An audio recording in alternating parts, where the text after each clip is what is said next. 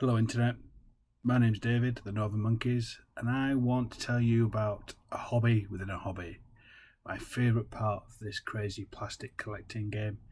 And I want to try convince you that of all the parts of the hobby that we can potentially look at spending time on, that kit bashing is something you should really devote some time to and give it a go.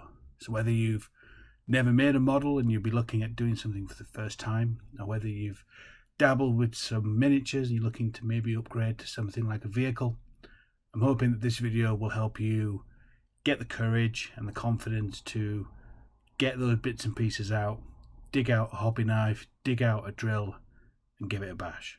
So to that end, I've put together a case study where I apply the things that I've learned to a build, and then we can talk about the do's and don'ts, where I think these things sort of arrive at in our heads and what is then useful by way of application of those things. So in this video you'll see a collection of pictures, photos and slides that I've scribbled on. I'll look at two builds that I did at the end of that, which were attempts by me to resolve the issue that I saw in this project, what I was looking to achieve, and what the two different strategies to try approach that problem ended up building. So if you are looking to break some plastic deliberately for the first time, hopefully this will encourage you to persevere, to give that kit bash a go, and use that precious hobby time in something new. So kit bashing or converting is taking an existing kit or model and making it in some way unique. That can be a very small thing, like just a change of a weapon, change of a sword, swapping a head or a shoulder out, or it can be something quite involved where you're taking different kits and combining them to create another product, another kit or model that didn't exist previously. So that's what we'll be looking at today. So if you enjoy chopping, sanding, sawing, green stuff, filling holes, gluing things together, then I hope you'll carry on with me through this video and see what the outcome is. And if you're new to this, hopefully it will give you some inspiration or some confidence to take that plunge and just delve that bit deeper. It is without doubt the bit that I enjoy the most from the hobby. I find the building and the creativity very rewarding. It's also a very efficient way to burn through any hobby money you've put aside. So it's not for the faint of heart, which I think that's why some people put off in giving it a go. But I'm hoping that the approach in this video will, as I say, inspire you to have a go yourself. Just a little preface for you. The first time I'd ever seen something that I would call kit bashed was in the White Dwarf 243, and it was a Akira bike that someone had made for a Chaos Army. General Steppenwolf, I believe the name was, although even in the article I think he's not sure if the guy's writing it. But for me it was a revelation. I love manga as a kid. This is the very early 90s. So seeing this thing in production, in the flesh, and more importantly, seeing a list of parts that could essentially be procured that would allow me to have the same thing on my own tabletop was very exciting to me.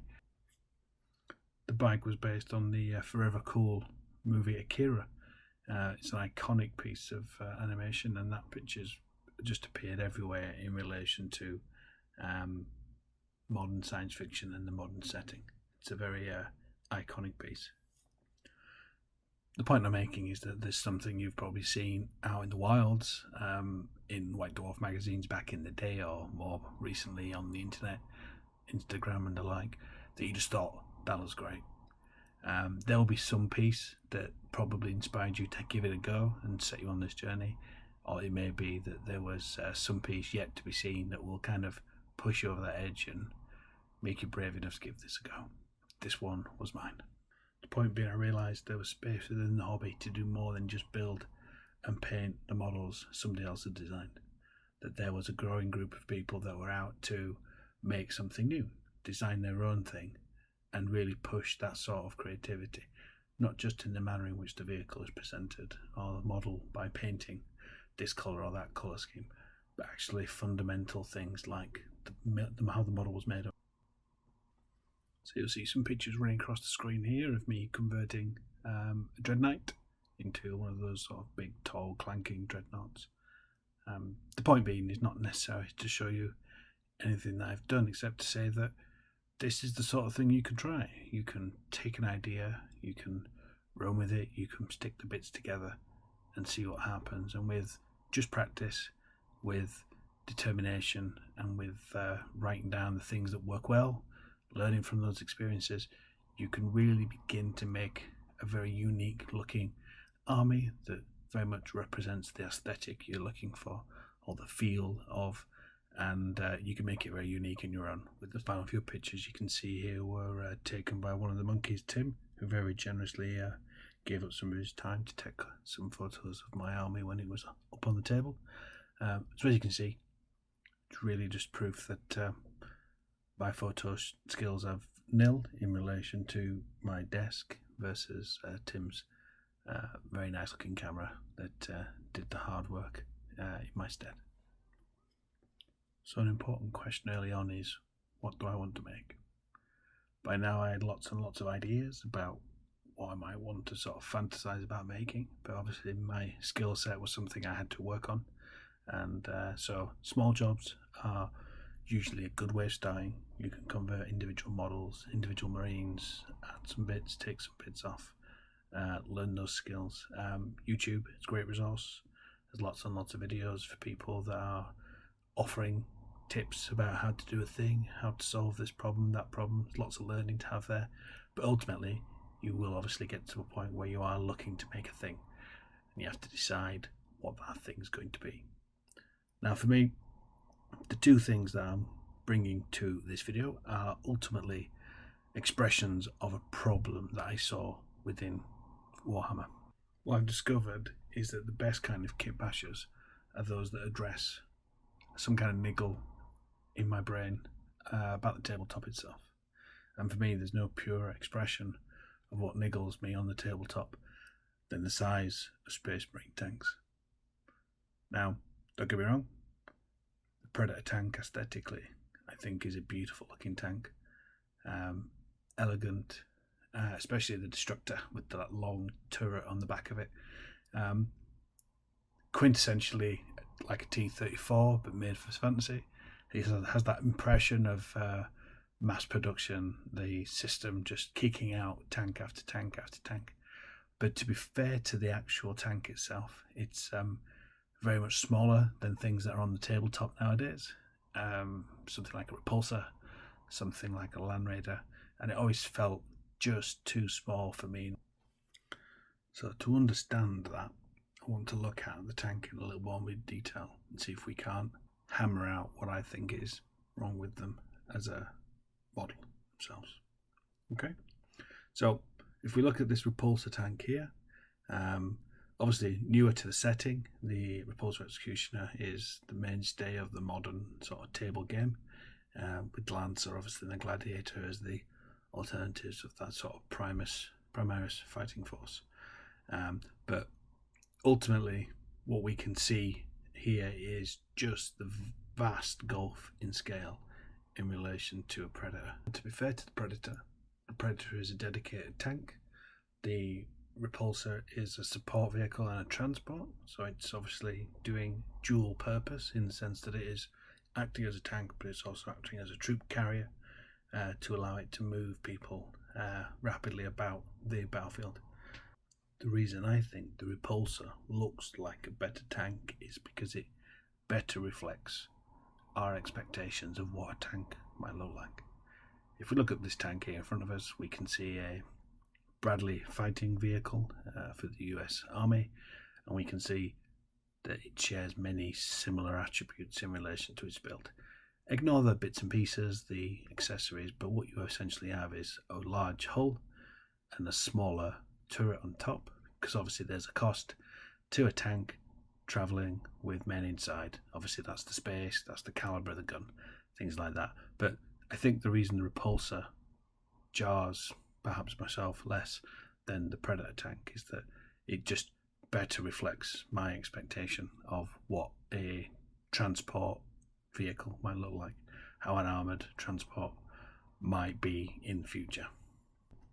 So you could easily see something like the Bradley fighting vehicle or the British Armed Forces warrior vehicle as an inspiration for something like the repulsor, where the transport element of the vehicle suffers a cost in relation to its turret, whereas something like a Tiger tank, there is a great deal more investment in relation to the weapon itself. The turret is larger, it's a larger proportion to the actual hull of the vehicle, it's a bigger proportion in relation to the length of the hull, and you would imagine that obviously the shells, the ammunition, and everything else that takes up space inside would then otherwise make transport impossible. Ultimately, the Predator is a good example of what many Space Marine players have spotted over the years of the hobby. The uncanny valley of what true scale versus model scale means. Simply put, it's very difficult to believe any number of Marines in power armour would be able to get inside some of the older vehicles. And if the Rhino and the Predator share a chassis, it's very difficult to believe that there are Marines inside piloting that tank, and that the tank would be anything like useful in relation to that. They look out of place next to each other. They look small compared to other actual faction tanks. And so this ultimate question is what we're going to attempt to answer in this video. So what do I mean about kitbashing a true scale Predator? Well, I'm not looking to build a model from scratch. That's more involved than I'm hoping to do by way of this example. But what I'm hoping to achieve is to take a kit that already exists and just make it better fit what my personal feelings are in regards to the Predator. So same role, same function, but that it essentially is this better scale to the board, better scale to the Marines, and just fits better in the more modern Primaris sort of army that we might be seeing on the tabletops. So the first option, and a kit that might actually answer a lot of the problems I'm looking at in regards to the Predator, is the repulsor. We've mentioned it before. It's a better size because obviously it's a tank but also a transport. It obviously has that aesthetic that we're looking for in relation to the Astartes sort of design and the principles there, and it has in essence a good kit with lots of extras. So we could look at a quick kit bash that would essentially allow us to add some bits, change some key details, and just bulk out that tank in relation to the actual kit itself. Just for reference here, we have a picture of a Challenger 2 tank, obviously the more modern sort of framing and ideology in relation to tank design, and we've also got ourselves an Abrams tank as well, so British and American. So we can see obviously these have a much lower profile, slanted armour, and the turret is a much larger proportion of the actual tank, as we discussed with the Tiger. So if we're looking to upgrade the repulsor, we need to think about the size of the turret itself. Do we need to replace the turret? Do we need to build something onto that turret to kind of extend the profile out to make it look superficially bigger without actually making much in the way of modification? Or do we need to change just perhaps the barrel? We can see on these two tanks that the barrel itself is quite longer than perhaps the laser destroyer, and there's no coaxial on there. Is that something we want to keep? Is that something we want to take out? These are sort of the immediate thoughts that come to mind as I'm sort of reviewing the kit. Another good tip when you're thinking about a kit bash is to consider your inspiration. I've been looking at some tanks obviously on this video. I have tanks that I like, tanks that I like more than others, and I think it's a good idea to start from first principles as to what kind of look you want to go for. Now for me, the modern tanks, the modern sort of frames are very nice, very functional, very uber designed to fulfill that sort of role. But for me, the Tiger has always had a particular soft spot in my heart when I was growing up. All those old war films I used to know and love. So much like the schematic there is alluding to, this is the ambition. I'm not going to obviously try and make a Tiger, but I want it to have that kind of profile where we see that the gun and the actual turret take up, sort of roughly a third of the body, with the gun very much protracting out the front. That iconic nozzle that we've got on the 88 there for the Tiger, which obviously was the woe of many Allied tank during World War II. But I want to try go for something akin to that. We can see that the thing is given up almost entirely to form. There's a little ammo box at the back, which obviously we talked about previously, about possibly one of the ways in which we can extend the line on that repulsor tank to use the same actual turret, but to give it more dimension across the tank and therefore not have to replace it. Okay, so a few things to consider. First of all, it's important not to rush off and in the excitement of the new project that's burning in your brain to throw a load of money, throw a load of time and resources and waste that, potentially ruin the kits you've paid for and put yourself in a position where you've got stuff you can't use. So, have a plan. What I've got for you now is two awful drawings. I've got the side-on and the rear view of a repulsor executioner, and I've doodled on there just my thoughts in relation to what I'm going to aim to change. So you should be able to see there on the side that I've got, in essence, an arrow pointing out from the tank, which is me talking about that I think the barrel is too short. If I want this to be a Predator, I want to go for that classic Destructor look with the autocannon. So I want it long and pointing out the front, and that would obviously keep to the theme of our idea about this being a 40k sort of Tiger tank in relation to what it's doing. Okay, we're probably going to have to mix metaphors. It'll have to be the Tiger and the King Tiger, as the repulsor doesn't have a flat edge, so we need to obviously take inspiration from both tanks. But that's the goal, to try have some kind of Tiger adjacent main tank for a Space Marine army. So if we look back to the picture, we obviously want to look at the barrel. The question is, do we want it as a coaxial? Do we want it as a solo gun central to the actual turret? If it's longer, obviously it's going to have more structural concerns in relation to the turret, how that connects to the tank, both in terms of modelling but also in terms of realism. Okay, there's the double heavy bolters at the bottom. Does that need to stay? Do we need to take that out and make that more of a flat edge? Obviously, if you think back to tanks, they did have machine gun ports and things that were maneuverable and manipulable from inside across the actual hull, so that's not beyond the realms of reason.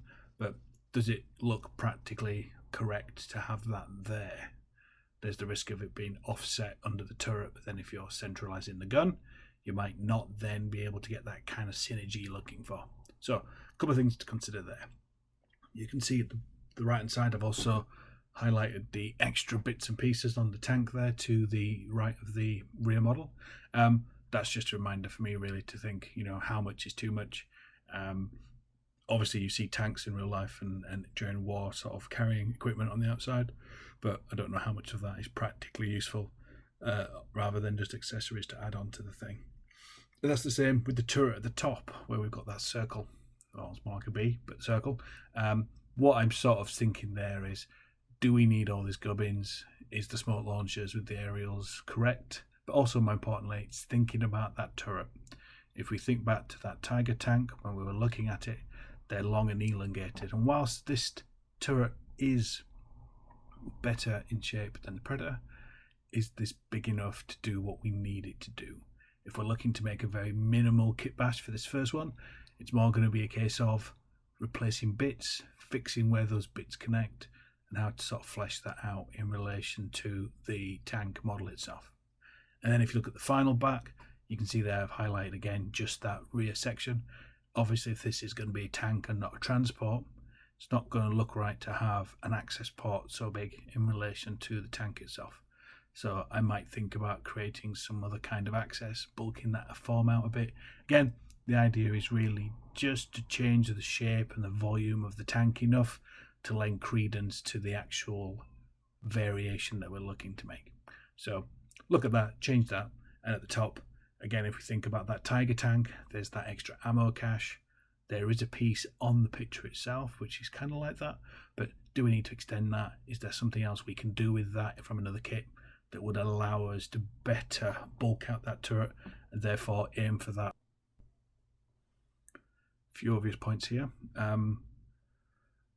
Of course, it would be great if we all had the time to scratch build out of plastic card the pieces and things that we might need for the tanks. And indeed, if you enjoy this part of the hobby to that extent, you might end up feeling like you want to kit bash everything from scratch.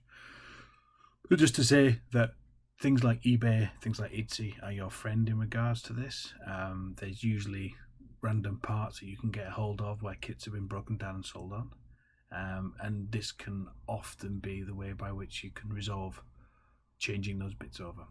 In this particular instance, my leaning on the turret was to remove the doubling up, so the coaxial, and take it off in favour of a single bigger caliber.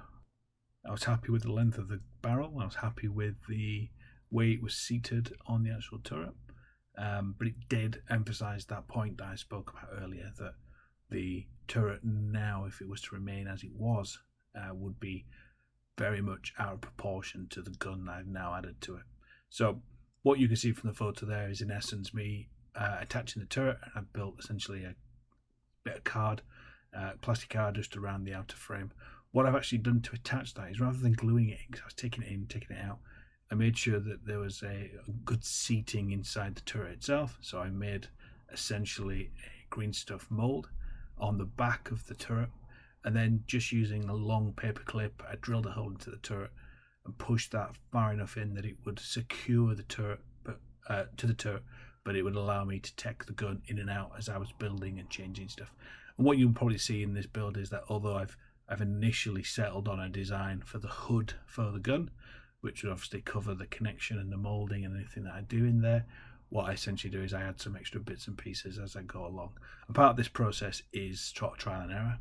You know, you've got an idea for what the hood might look like, or what the particular thing you're building might look like, and you're going to sort of iterate on that from different angles, different positions. Obviously, you'll be looking at it and working out what else needs to go on to make it look right, or what work you want to cover up in relation to the actions you've already taken. Okay, in this picture you can see the development of that work.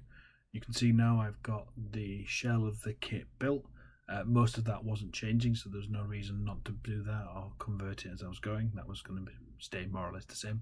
But you can see the profile there of the turret that I was referring to. And what I've essentially done is I've used the original back piece of the turret where the old ammo cannula sort of bit was, and I've essentially extended it.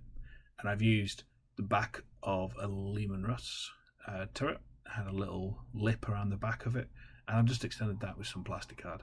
Again, not complicated stuff to do. On that picture you can see the green stuff, and this is pre sort of sealing up and filling any holes.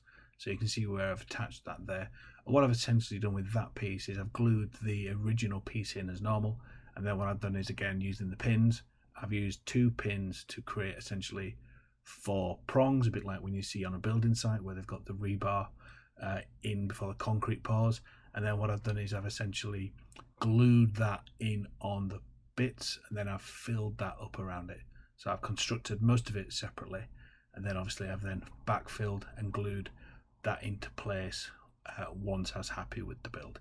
So you've got there, hopefully you can see an addition to the width of the turret, in the sense of, I was looking at it there from left to right, and again we're aiming for that proportion of it covering most of the top of the hull, or at least two-thirds of the total length of the hull, which I think we achieve in relation to that. You can see that I actually left the guns on, the twin heavy bolters. In the end, it is just off center, but I didn't think it necessarily warranted a great deal of change. You obviously have the sensor pack next to it with the infrared lenses and what have you, and so I decided that was going to be a chunk of messing that didn't need to be done. Again, the idea of this is to make a low impact, low change. At this point, I was still umming about the hood. Across the top, you can see that still remains unchanged. I've added some fluff, just some extra sort of layers on top to try kind of build that into almost like the sort of layers of armor. And what you'll see in the later pictures is that I do actually create a further hood that sits underneath that, just to try again sort of bring that flow. Okay, here's the tank a little bit further along. You can see again that profile of that back and the front balancing out the very long actual barrel at the front. And what you can see there is the beginnings of this additional HUD that I talked about. I was attempting to try and make it look like an aperture, like an iris that would open or maneuver, like a cover to the sensitive sort of mechanics underneath. So you can see there's a little bit of ridging that goes underneath as well as the bit on top. All this is very much a case of trial and error. I was happy initially with the top HUD, but realised that there was two bigger step down from the square to the very long part on the turret itself, so obviously needed to work on that. And then you can see obviously on the turret itself I've started to put that detail on. Decided to sort of pare some of that complex stuff back. You can still see there's the launchers, the smoke launchers, and obviously the radio. In the end, I thought the radio actually lends to the realism rather than not. So you see the antennas at the back, in and amongst the actual ammo section on the back there, and just along the back there you can see where there was not quite fit on the ammo packs. I had to raise it in order to get over the back end of the engine, because obviously that wasn't meant to be there. It was obviously meant to be further forward. So I've had to raise that and then backfill that with some green stuff and smooth that out. Now that is again just a case of pinning, so I would have drilled in 2 holes on both sides just to accept it, raised that higher, and then obviously backfilled that and glued it all in place to make sure it's nice and sturdy upon completion. Here you can see the profile of the finished tank. As I said before, there is an additional HUD and cowling that goes on the turret at the top, and you can see as well there the ammo cache at the back of the turret, which lends it that additional sort of girth across the hull itself. Obviously in the original drawing I talked about looking at the actual rear end as well, at what to do with the hatch, the entrance for the transport aspect of it, and I found a useful addition on Etsy. A chap made essentially what looks like a cargo hold or a storage area at the back. As you can see, that kind of breaks up that look of the original version of the repulsor and gives it more of a sort of storage ammo dump type circumstance on the back of the tank where you'd want it protecting. So yeah, that's the basic premise. The following pictures you'll also see are related to the cowling, how that ended up in the end. So you can see there, that's just a close-up where I've built in that layer underneath just to kind of pull that all together and just try to blend that in with the turret proper. You can see obviously there's a little bit of fatigue on this tank now. I need to kind of clean it up a bit and do some work on it, but overall really pleased with the result. Minimal work really there. You can see the ammo kit there and what I did with that. What I've essentially had to do is really sort of cost wise, it's the camo bit on the back, it's the cargo bit on the back, which I think was about 10-15 quid in the end. Probably no more than that with postage and packing. And then of course we've got the turret, which the barrel to the turret rather, and that was, you know, sort of maybe £7 or £8. So for sort of the cost of say £20-25 some change maybe, I've been able to do quite a lot with this tank and make it look very different in relation to the standard model. And I think this certainly fits the brief for something that might be a true scale sort of Predator. But the question is, can we do better? I personally like this tank quite a lot. I enjoy the uniqueness of the actual build and the little changes. It's quite subtle. But this isn't a Predator Destructor, is it? If anything, it's a modern take on an old tank, and that's fine. If we're going with that, there's no reason why the Primaris sort of introduction can't bring with it its own kind of resurrection of old tanks and changes. But is there another kit that we can use that can better fulfill the fantasy of this Space Marine sort of tank, heavy ordnance coming in and smiting his enemies? Let's have a look. Predator tanks are very old as kits, old in the lore. So if we're looking to try and make a bigger version of a Predator, perhaps the kits we need to use aren't sort of contemporary but more ancient. Certainly if we're trying to argue this is a lost variant of the Predator that used to exist but no longer is maintained, then an older kit would be better because it would lend credulity to the idea.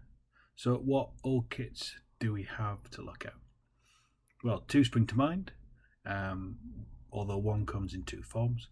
We have the Sakaran battle tank, which is the old 30k model that has the big twin turret on top. Or we have the Land Raider, obviously in the modern incarnation of the Land Raider, but also the old Proteus Land Raider as well. So, which of these kits do we think would best fit the descriptor in relation to a true scale Predator tank? Great example of a Sakaran tank here, with those giant plasma guns on the top. Beautiful tank, very nice. I even have one myself, which I'm looking to do something with at some point. So I've got all the materials to do that, but if we look at the shape of it, it's just too short across the hull. If we think about that classic, iconic sort of Predator slanting front, there's not enough space on the back of the tank that would allow us to do something that resembles the tank as we were looking at the sort of plan for what we're looking to achieve with the Kitbash. So I think we need to look at Land Raiders. The Land Raider certainly is big. When we were looking at the Repulsor, obviously we were looking for that transport aspect to give it this true scale that we thought it needed. But is the Land Raider too big? I mean, according to the rules, 5 Terminators, X number of other things can sit inside it. But it does have things the Repulsor lacks.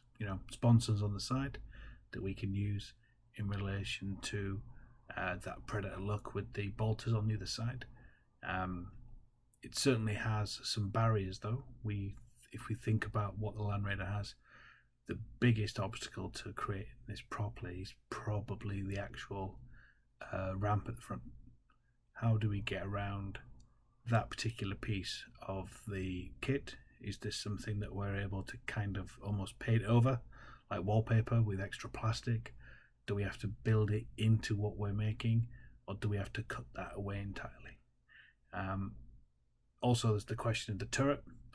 Obviously, at the minute, the Repulsor actually had a turret already in place, so we're making use of things that already existed.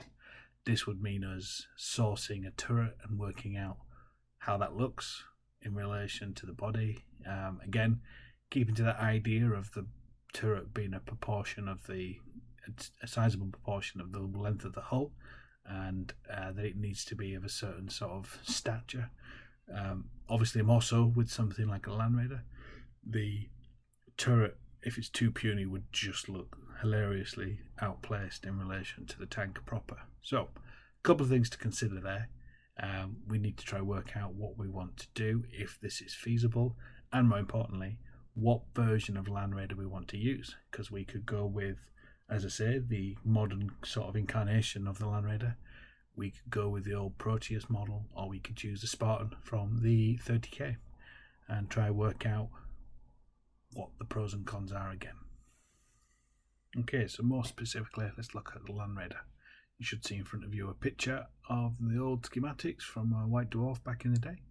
I've highlighted 3 areas. We've got essentially the assault ramp at the front. We've got that big bolter that usually sits in amongst it. And then we've got the fact that obviously the top of the tank actually doesn't allow currently for a turret to sit on it.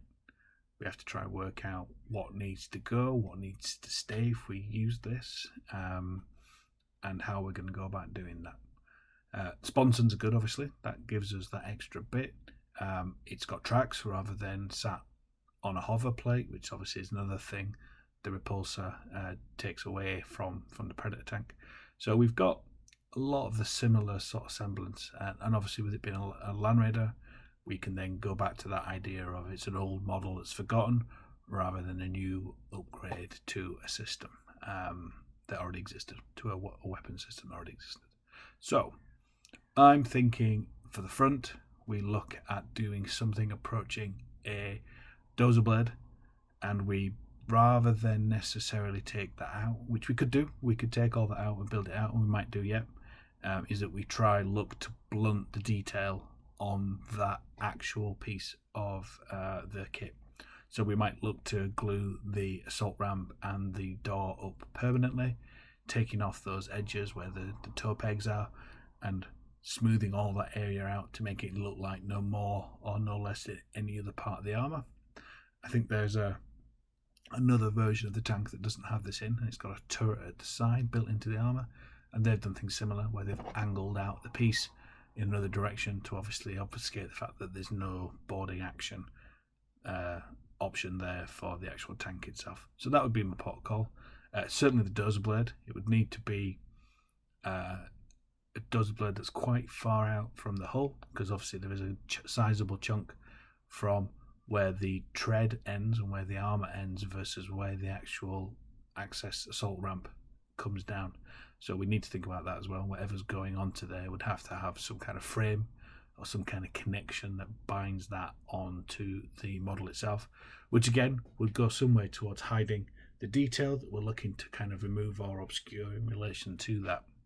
Now then, the heavy bolter. The concerns I have is that it probably stands quite tall in relation to whatever we're wanting to add to the top of that tank. The tank is already quite tall, so adding something on top of that, like a turret, that's going to be in scale with the actual Land Raider itself is going to be tricky to make it look right and not make it look comical. So we need to think about that turret. Now, it might be nice to keep it, but we might need to sacrifice that to the build and then look to kind of fill that space out with sheets of plastic card to build in something that essentially covers the gap where that once was. So that's the second thing to think about. Last bit is the top. Now, superficially, what I would like to do is suggest that we would probably be able to use the plastic that actually is part of the kit on the top and actually just build over the top of whatever we're looking to put the turret against. For the same reason that the bolter might be a problem, the turret might be a problem for that as well. Again, if we add too much height, it will look disjointed, it won't sit right on the tank, it will just have that uncanny valley where it doesn't look like a proper tank, and then it takes you out of the aesthetic, it takes you out of the immersion for the model. So we need to worry about that as well.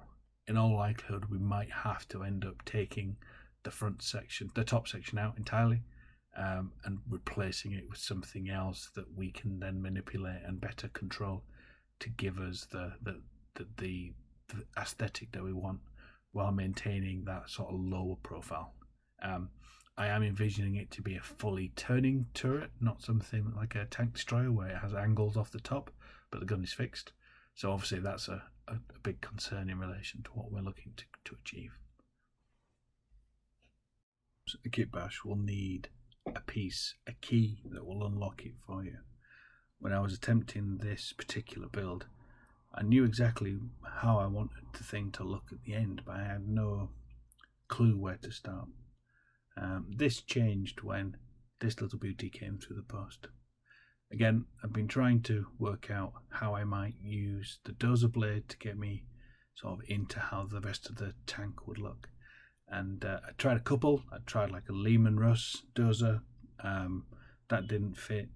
Obviously, a lot of the Space Marine dozer blades are nothing like a dozer blade. They're just like forks that push things off to cover barbed wire and the like. So I knew it had to be something more Astra Militarum than perhaps Space Marine that would allow me to kind of really understand what I was attempting to do. This little beauty came through the post, and as you can see on the picture there, it's very bright. Someone's obviously done it on a printer, and I tried it on the various kind of Land Raiders I had kicking about to see how that would fit on the various models. A couple of things came about then. I managed quite unintentionally to get my hands on a Spartan Land Raider tank. Now, the modern ones I'd had for a long time, since 2nd, 3rd edition, and they're already built, and I didn't really like the idea of having to hack and cut into that in order to try and make this kit bash. So with a tank that I didn't necessarily want to field, but again, the idea of lending it a certain amount of antiquity to whatever I eventually built, I decided that the Spartan Land Raider tank, despite its very large front assault ramps, would be the model that I would use to try build a Predator tank with. happy with the choice of kit, I then started to look into what I might use as a turret. I'd put together a couple of things in relation to that, pulled some old bits and pieces out of boxes and tried to put something together, applying that same kind of logic of how the turret needed to be sort of, a substantial portion of the tank, not necessarily being too big. My real concern was just that the tank was going to be too tall by half. So initially I went down the route of kind of looking at some of the French tanks, like the AMXs, and they had very short, very small turrets because they're auto-loading, so they're not intending to have someone sat up in the cupola looking out, which obviously you'll be able to see on the video now. But ultimately, the build, the turret I made was just too insubstantial to really be able to sort of sell itself in relation to the tank. It was leaning more towards the kind of Bradley Warrior design of a transport than it was a true-blooded tank, and so we went back to the drawing board and came up with this instead. What you're essentially looking at is a Spartan tank built into what I would say is sort of 3 or 4 pieces. I've essentially put together the rough shape of the inner hull, and that's just balanced in with blue tack, just so I could get a feel for the overall shape and scope. It's quite a big kit, so I was quite surprised by how big the tank is itself. But you can see there the dozer blade put next to it in proportion, and having decided upon not using a smaller auto-loading type turret, I decided just to commit and accept the fact that this thing was going to be quite tall, but tried to minimize that and make sure that the clearance wasn't exaggerated to make it look too ridiculous. So as you can see there, that was me essentially dry testing the turret that I got. Again, this was a 3D print of someone off Etsy. I was going for a circular kind of turret as opposed to the more angled that we've seen on the previous tank for the Predator. I wanted to try and give it that kind of oldie worldy feel, something more akin to the World War II tanks than maybe the way that the Predator's turret ended up being versus the intent about that Tiger. Again, going back to that idea of trying to create something that looks authentically realistic from the world rather than something that's just highly sort of fantasy or imaginary in the sense of just out of thin air. So trying to ground the build in reality while attempting to still achieve that sort of aesthetic of the Space Marine.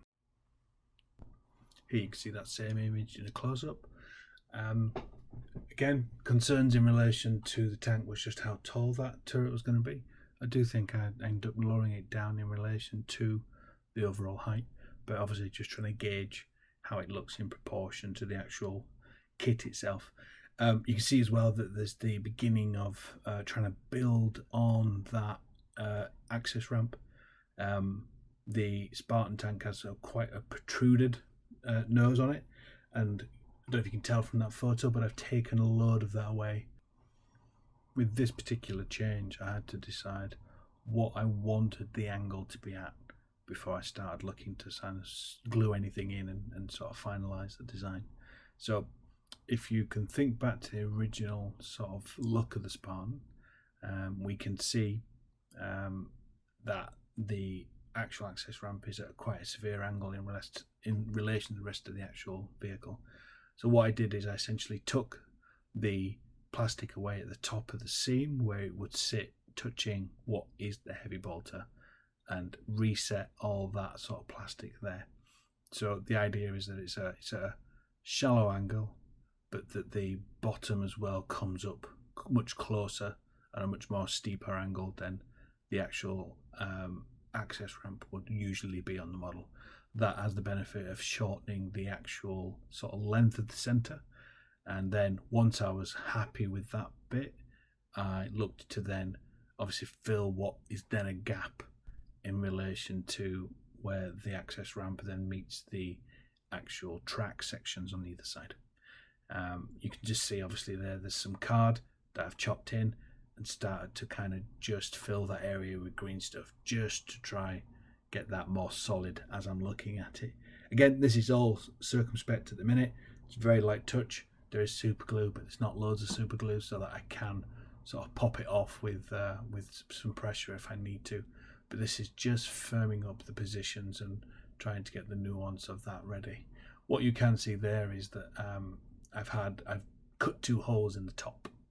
Now that is intended for the dozer to sit upon, so that will be where it anchors onto the actual tank. So I'm not worried about the tank, that bit at the minute. I'm more thinking about what actually is going to happen with the heavy bolter, that bit in the centre. Now obviously at this point there's nothing in that bit. You can see only the turret gap. Just a quick pause on the progression just to talk about a little point that I think is really useful to reinstate right now. So I've spoken obviously in regards to the heavy bolter and me not knowing what I wanted to do with it or how it might fit into the actual build, whether it was going to be in the way in relation to the turret. Now there is a temptation perhaps to just chop that bit away, accept the fact that this is going to be something that I need to then be rid of, and sort of build the whole area up from scratch. But you can see from the doodle that I've sort of tried to place roughly where my brain was at in relation to the actual pieces. Now I could just take the whole area of the bolter out, take it out and just put a flat surface there, cover that with card, but it's very difficult to replace things that you then discover you might need. Now there's always a circumstance by which you might suddenly discover that a thing that you just chopped out is actually a thing that you now could find another use for in another way because you've thought about it a bit more. So what I would say is that whilst you shouldn't be concerned and have confidence when you are making these changes, you should be looking to say, this is what I plan to do, this is good. I would just caution people on chopping away too much at once. Take your time, dry fit, dry test, do lots of putting together the pieces and chop away only that which you absolutely need to lose, because it is, as I say, much harder to build back over the top of something that you've chopped away as opposed to just building around the object that already exists. So you can see that's what I've looked to try do, albeit very badly. I should probably get some kind of scribble pen if I'm going to insist on inflicting drawings on you all. But you can see there, look, that I've underlined under the turret a white location. That's roughly where the facets that I was looking to build onto the actual object in my head. I was thinking, well, I can use that bit of plastic there, bit of plastic there, and I can use those supporting structures already to fill in and just backfill that with a bit of glue to keep it in place, and some green stuff just to anchor that all in place and keep it steady when I'm building up the other layers later. So just an important tip. Just be careful what you chop at. See if you can use it before you decide you need to get rid of it. Okay, so let's have a talk about this turret. The actual piece I got was a really nice piece of kit. You can tell it's been 3D printed from obviously the lines on there from the resin, from the filament. And the green there is where I've applied liquid green stuff to fill the gap, let it dry, and then I've sanded that back down just to take the edge off those sort of protrusions, just to get a smoother surface to work from. Okay, now you'll see at the back I've done a similar thing that I did with the other turret on the repulsor, which is I built into that back turret essentially an ammo cache or some kind of extra bit on the back just to try square it off a bit. Obviously I did talk about having a more sort of World War II feel to it, but I don't think that particularly detracts from it, but it did have the useful purpose of kind of filling out the actual turret itself in relation to the body. So then we've got to that rough scale again where we're looking at it being approximately 2/3 of the width of the hull in relation to that particular piece. Now, the other thing I did discover as I was sort of going further down the road and building this is that I wasn't overly happy about the fact that the tracks were totally exposed in relation to the actual model.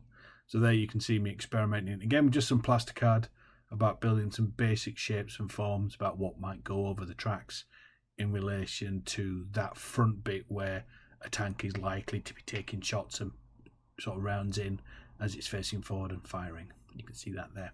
Now, what the keener-eyed of you may notice is that the actual turret appears to be lower on that picture than it actually was on the previous one. At this point, I'd done some toing and froing. I tried to make the system work. What I'd actually done is the turret itself came with a inlay already for us to sit into a turret, to a top of a tank, but that didn't fit anything that I had floating around. I had some older sort of repulsor bits and pieces floating around that I'd got from somewhere else, and so what I decided to do was adapt the turret and essentially allow that to then sort of anchor on to that bottom end by using those two bits. My thought was as well as that if I used the repulsor piece, they're still a very popular kit. If I ever needed to replace it, I could do that, and it also would allow me to swap out the turret from the one that I'd already built to see if actually the scale was something that was still correct in relation to it, so I could chop it and change it and look back at it. So it also gave me some sort of flexibility with what maybe the tank did if I needed to. So what I essentially did is, if we were to look at the top of the Spartan tank, everything above that base level, so you can see there's 2 or 3 levels that reach up to the top of the cupola and the weird hatch thing on top of the lasgun there. I stripped all that back. So in some cases the bits were just something I could take away, but the bits at the back, those little vents and ports to the left of the picture, was all cut off and stripped down. Again, this was a combination of using sort of essentially pliers or clippers just to chip that back and then sand the area down until I could get a nice even flush feel. But essentially that second line, the closest to is that main line where you see run across the base where all the stuff is stacked upon. I stripped that back down to that level and then used that as a base and built back up then from that level with just some pieces of card, plasticard, just square pieces in layers glued together, so I could get the exact height by which the repulsor top of the tank, so bottom of the turret, could sit comfortably and plush in that gap and give me just enough clearance on either side of the tracks so that I could spin the tank through a full 360 on both the front and the back. In this picture you can see that frontal change that we discussed earlier. The hatch obviously being much at a higher angle now and a much shorter nose to the tank than the original Spartan was. And there you can see with the white card the beginnings of that sort of facet that I talked about, that I'm using essentially the previous occupant of the heavy bolter there that we're going to use as essentially a back for that piece of armour. So that's beginning to take place. You can see there as well in the front, I've sort of further developed the idea of these track guards. The idea being obviously that it would just cover the tops and that the dozer blade itself would then obviously cover that back there, the bit underneath, giving it full coverage. You can see as well that I'm currently playing with an actual barrel. Now, the actual front of the turret originally had a big gap. So what I was able to do is I was able to use the thruster exhaust from a Storm Raven, I believe. The bits that are underneath, I'd bought that for another kit and I'd converted it into something else, and I had loads of spare parts. But it coincidentally was the exact fit of that actual sort of placement for the barrel, and so I was able to put that in there, and happily the actual underside of the thruster itself had essentially a gap or a hole in it that allowed me to plug various bits in from older kits. So what you can see there is the big Volkite gun from the 30k stuff. I got it as part of a pack for the Kratos battle cannon. I got the melter as well for it, but that seemed like a great fit. And again, it sort of lent in a little bit more to the lore about the credibility of the tank being this old tank that we had fished out from the innards of the Fang or something like that, versus a modern version of a Predator reborn, which is what we'd obviously gone for with the repulsor. So you see there obviously the firming up of that shape now in relation to the tank as a whole. Here's the tank in another iteration of development. You can see there now that I've worked out how I want to attach the dozer blade to the tank, kind of using that access ramp as the actual sort of hook by which I then sort of latch it on. It actually comes away, it's not glued on, so I can just sort of take it off if I need to transport it. You can see that I've actually tried to lean into the design sort of aesthetic a little bit and have those sort of raised humps that attach the actual dozer to the actual tank to sort of mirror what's going on with the actual bits of the actual former door itself there. And as you look further up, you can also see the work in relation to those gaps for the heavy bolter have sort of moved on a little bit. There's some basic green stuff there just to kind of flesh out the areas, which would then be squared away and cleaned up, probably with some plastic card or just sort of sanding back down to get a feel for it. But overall, at this point, pretty pleased with the tank, happy with the way it's going to go. There's still questions in my brain about what I want to do with the sponsons. Obviously, Predators, as we discussed, are well known having heavy bolters on the side of them. I don't tend to enjoy that as an aesthetic, I think for the same reason that I like the older tanks, the real life tanks, but I didn't want to deny the possibility of it later. So what you'll see in later versions of this tank is that the area where you would expect to see a sponson, there's actually some Space Wolf shields on there that are magnetized, and that's essentially giving me the option at a later point to come back to it and add that in, which I recommend you do with all these sort of things where you can. You can see on the Volkite gun there in the turret as well that there's actually some magnets that are just sat on the outside of it. That's obviously a part of the pack as it came to me, but obviously that's the idea, is that these things can be sort of adjusted or changed if I need to. So the whole thing is about being able to sort of alter the bits and make it essentially in another format, so another weapon or another piece of kit that I want to add to the thing after the fact to make it more versatile. And voila, here you would see the finished model. Really pleased with the way it turned out in relation to what I'd aimed for versus what we ended up getting. It helps again that Tim's photography is a damn sight better than mine. Look at that, it looks beautiful on those pictures on the tabletop itself, sat with its brothers. But I think what I'd say about this particular question is that I attempted to come at it from two different angles. I tried to make a smaller tank that would be bigger than a Predator, more in keeping, and then I just tried to see what a full-size tank might look like in relation to it. And both, I think, look good on the battlefield, especially when you got things like the Atreus tanks and like the Megadons and all the rest of it.